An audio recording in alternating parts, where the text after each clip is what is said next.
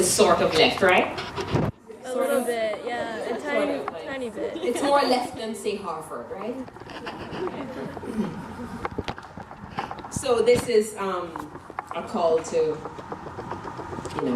all of us who claim liberalism but have a whole bunch of shit to work out. And that means all of us because, we all have all kinds of fucking isms in our cunts and our dicks and our assholes that just refuse to get out of there. We need a fucking what's it called? This thing, they put the water up and suck it all up. Douche.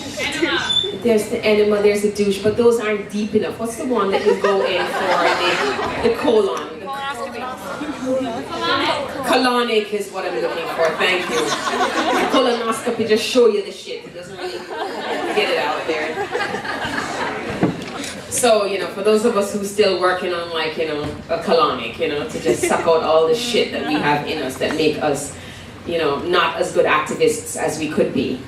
But I know I'm talking to a room full of people who want to make the world better. You wouldn't be here unless you like a feminist because she's cute and she's invited you and you're just really sitting here going oh God, if I don't like this woman, I wouldn't be in this room at all. But you have to grin and pretend you're enjoying it and pretend like the feminist jokes are funny to you or else you will not get any ass. I understand where you are. So, and for those of you who are independently wealthy, come and buy a book from me so that I can buy more diapers and Desitin and wipes. Because that's all you really need when you have a baby. Breast milk, Desitin, wipes, and whatever you eat, They don't need much, but the diapers are fuck expensive. So come and buy a book so that we don't have to travel with them, back. Even for those of you who are not wealthy, make me an offer, because I don't really want to go home with a book. And I'll be signing books. You have one here, and there are people here with their own books, so I will sign them for them. It's Maya, right? Thank you for sharing the space. You did an amazing job of making them ready for jokes. You've got your nice British bow down. Right. What else do I have to say? Oh, face tweet me.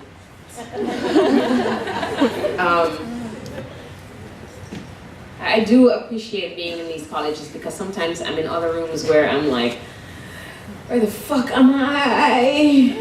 So I'm very, very happy that, I could make inside jokes and I didn't have to work that hard for you to get the shit. So thank you for having me in your space. Those are really nice sneakers, I like them. Thank you. Yeah. So this one I read to 70,000 mostly gay men in Chicago when they were all fucking celebrating the gay Olympics or whatever, and I was like, fuck this shit. This room is completely white and completely male almost, I'm gonna tell them some shit, so this is what I said. But this is, this is a call out for all of us who, do this kind of work and want to make the world better. Cool beans? Cool beans. All right, so thanks again and big love, and when I leave, I'm gonna be back there. Where are the books? They're in the back. They're in the back right there, and they're hardcovers. Please come and fucking buy them. I do not want to fucking schlep them back to New York City. And if you don't have any money, just come say hi. I mean, it's nice, it's cute. My mother left me, my father didn't claim me, I have abandonment issues, I need a proof of affirmation. Come and say hi. We love you. I know it's great, but you gotta come and say hi. Very specific, I have issues. I've been in therapy for 10 years, I'm working through them though. All right. You're so indulgent, you're an audience, I could go on and be stupid all night, but I have to go because you have all this $53,000 homework to do. Being queer has no bearing on race, my white publicist said. True love is never affected by color. I curbed the flashes of me crashing across the table to knock his blonde skin from Manhattan to Montego Bay to witness the bloody beatings of brown boys accused of the homosexual crime of buggery.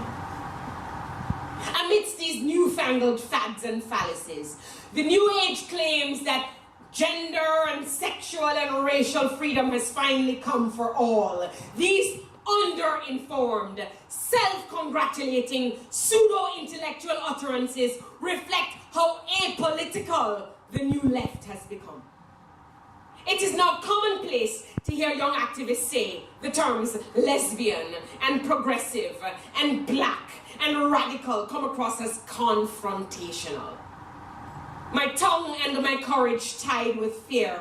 I am at once livid, ashamed, and paralyzed by this neoconservatism breeding malicious amongst us. Gay, lesbian, bisexual, transgender, ally, two-spirit, questioning, ally, non-gender conforming. Every year we add a new fucking group. Yet every day, I become more afraid to say black or woman or immigrant.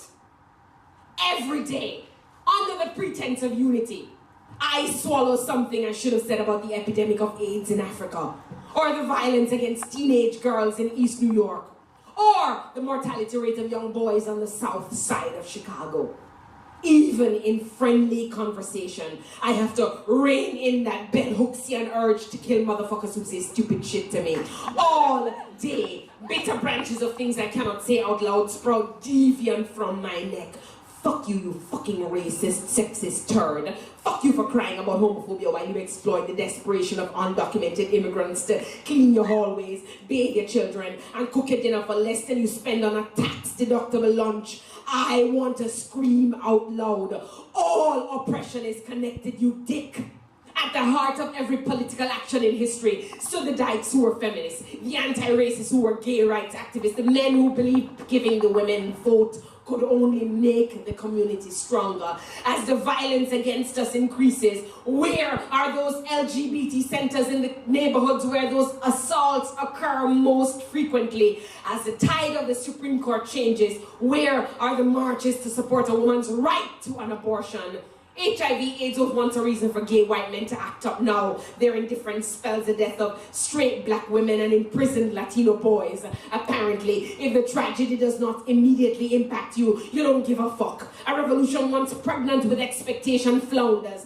Apathetic and individualistic, no one knows where to vote or what to vote for anymore. The faces that now represent us have begun to look like the ones who used to burn crosses and beat bulldaggers and faggots up the ass with loaded guns. The companies that sponsor these liberal arts events do not honor the way we live or love or dance or pray. Politicians still dance around the issue of gay parenting, and the term marriage is still reserved for those unions sanctioned by a church-controlled state. For all the landmarks we celebrate, we are still only freaks and niggas and faggots and minstrel references for jokes created on the funny pages of a white heteronormative world. The current leftist manifesto is a corporate agenda, and outside that corporate agenda, a young boy dressed in drag is swallowing semen so he can pay for dinner. A woman beaten every 12 seconds, every 2 minutes, a woman is raped inside these boundaries of America. And while we stand here well-dressed and rejoicing, in India, in China, in South America, a small child sits careful, cutting the cloth to construct your new shirt, your new shoe. Old imperialism held upright by the misuse of impoverished lives. Gather round, ye progressives, ye fags, ye dykes, ye trannies, all those committed to radical social change.